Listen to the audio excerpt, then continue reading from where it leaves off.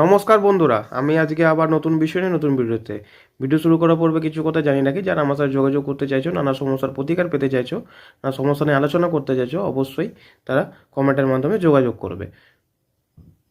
দেখো, নতুন বছর আজকে থেকে শুরু হয়ে গেছে। এই নতুন বছর প্রথমে তোমাদের সবাইকে শুভেচ্ছা জানাই, ইংরেজি শুভ নববর্ষ। এই নতুন বছরে আমাদের যে রাশি জাতক জাতিকারা আছে তাদের আর্থিক স্থিতি কেমন কাটবে, কেরিয়ার কেমন থাকবে, এই জিনিসটা আমাদের জানা দরকার। কারণ হচ্ছে এই আর্থিক ব্যাপারটা হচ্ছে সবথেকে ইম্পর্টেন্ট মানুষের জীবনে। ঠিক আছে, এখন স্বাস্থ্য কতটা ভালো আছে না আছে তার চেয়ে বেশি গুরুত্ব হয়ে যাচ্ছে কার কাছে কত টাকা আছে বা কার আর্থিক পরিস্থিতি কেমন, সেটা এখন কিন্তু মানুষের মধ্যে কিন্তু বেশি দেখা যাচ্ছে। তো ভিডিওটাকে প্রথম থেকে শেষ পর্যন্ত স্কিপ না করে দেখবে যে নতুন বছর রাশি অনুযায়ী কেমন থাকবে আর্থিক স্থিতি।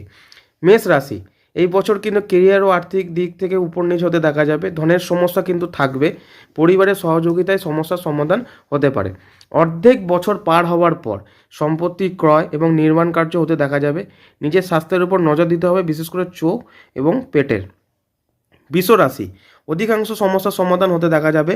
ধন ও সম্পত্তির ব্যাপারে অবস্থা ভালোই থাকবে। স্থান পরিবর্তন ও সম্পত্তি লাভের কিন্তু যোগ দেখা যাচ্ছে এই সময়। নতুন বাহন ক্রয় হতেও দেখা যাবে।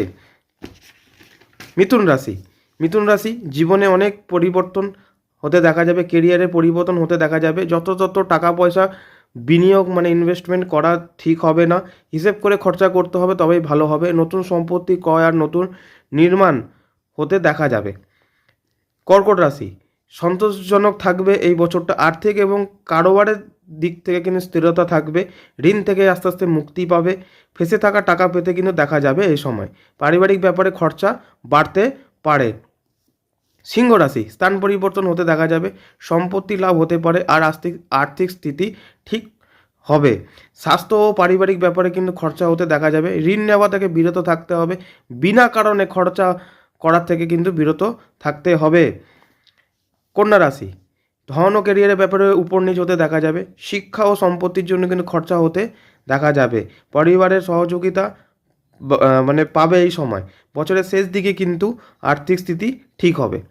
তুলা রাশি, নতুন কাজে শুরু হতে পারে এই সময়। ঋণ কম হতে পারে। টাকা পয়সা বিনিয়োগের ক্ষেত্রে কিন্তু সাবধান থাকতে হবে।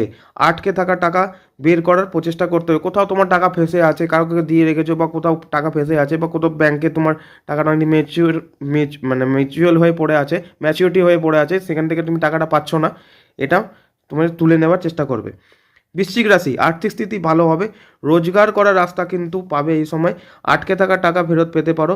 বিনা কারণে কিন্তু খরচা করা থেকে বিরত থাকতে হবে। আর কি, ঋণ নেওয়া থেকেও কিন্তু বিরত থাকতে হবে। ধনুরাশি, আর্থিক স্থিতি ঠিক থাকবে। ঋণ থেকে মুক্তি পাবে। স্বাস্থ্য আর সন্তানের উন্নতির জন্য কিন্তু খরচা হবে। আটকে থাকা টাকা পাওয়ার চেষ্টা করতে হবে। মকর রাশি, অনেক সমস্যা থেকে বেরিয়ে আসতে পারবে। আর্থিক ও সম্পত্তি লাভের সম্ভাবনা কিন্তু রয়েছে। স্থান পরিবর্তনের যোগ কিন্তু রয়েছে। বাহন কেনার যোগ কিন্তু এই সময় দেখতে পাওয়া যাচ্ছে। কুম্ভ রাশি, সম্পত্তি কেনার সম্ভাবনা রয়েছে। ঋণ নেওয়া থেকে বিরত থাকতে হবে।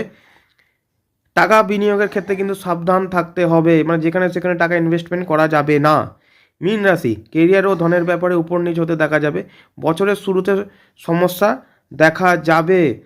সম্পত্তি কেনা ও নির্মাণের সম্ভাবনা কিন্তু রয়েছে। স্বাস্থ্যের উপর কিন্তু ধ্যান দিতে হবে। আশা করি তোমাদেরকে বোঝাতে পেরেছি যে রাশি অনুযায়ী আর্থিক স্থিতি, কেরিয়ার কেমন থাকবে, বছরটা তোমাদের কেমন কাটবে, আর্থিক দিক থেকে বা ক্যারিয়ারের দিক থেকে তোমরা আশা করি বোঝাতে পেরেছি। তো ভিডিওটাকে প্রথম থেকে শেষ পর্যন্ত স্কিপ না করে দেখবে। আজকের মতো এই পর্যন্তই। দেখা হচ্ছে নতুন ভিডিওতে নতুন বিষয়ের সাথে। নমস্কার।